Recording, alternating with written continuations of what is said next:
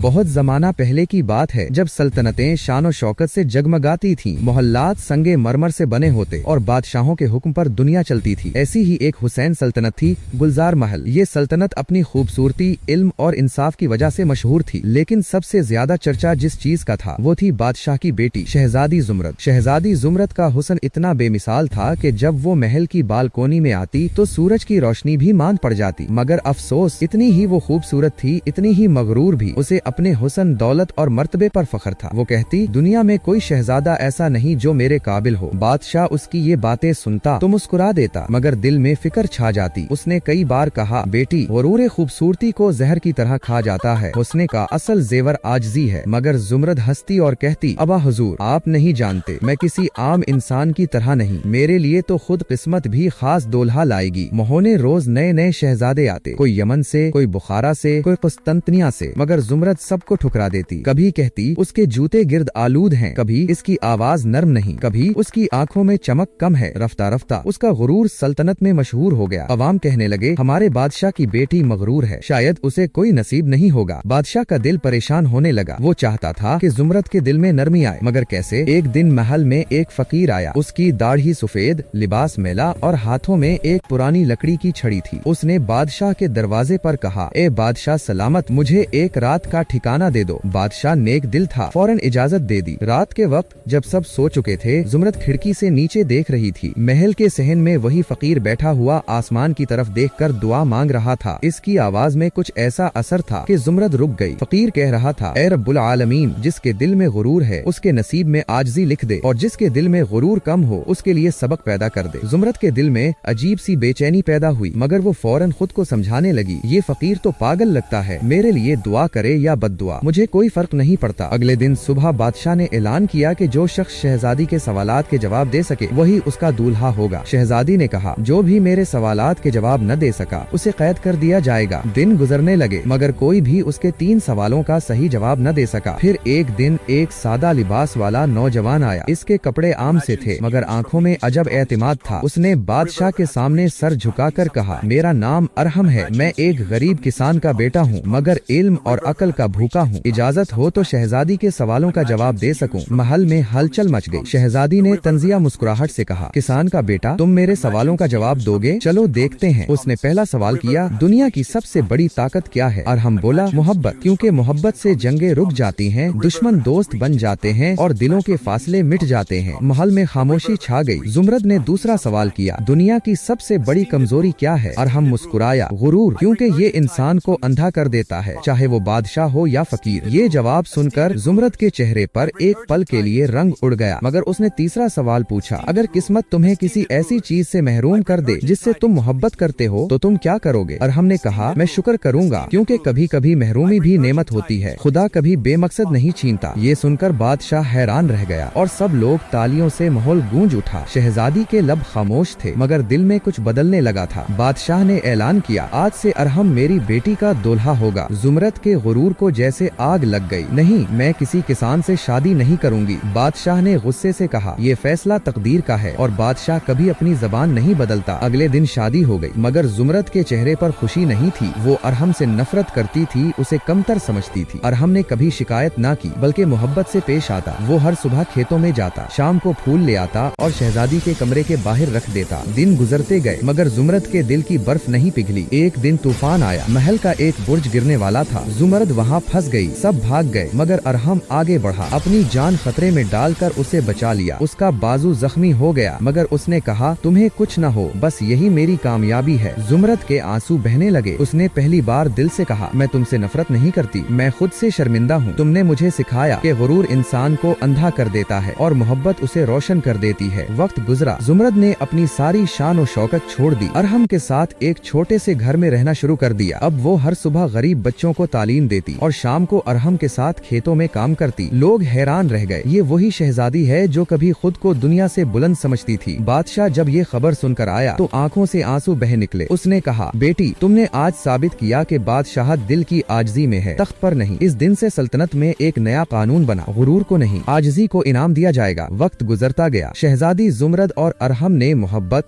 खुलूस और ईमान से एक नई दास्तान लिखी। लोग सदियों तक कहते रहे, ये मगरूर शहजादी थी जिसे उसके अनोखे अनोखे दूल्हे ने इंसानियत सिखा दी। अखलाकी सबक, गुरूर इंसान को ऊंचा नहीं गिरा देता है। मोहब्बत, आजिज़ी और सब्र ही वो खजाने हैं जो किसी भी दिल को बादशाह बना देते हैं। अगर आपको मगरूर शहजादी का अनोखा दुल्हा पसंद आई हो तो प्लीज लाइक जरूर करें, अपनी राय कमेंट्स में लिखें और मजीद ऐसी खूबसूरत सबक आमोज कहानियों के लिए मेरे चैनल को सब्सक्राइब करके बेल आइकन लाजमी दबाएं ताकि अगली दास्तान जब आए आप सबसे पहले सुन सकें।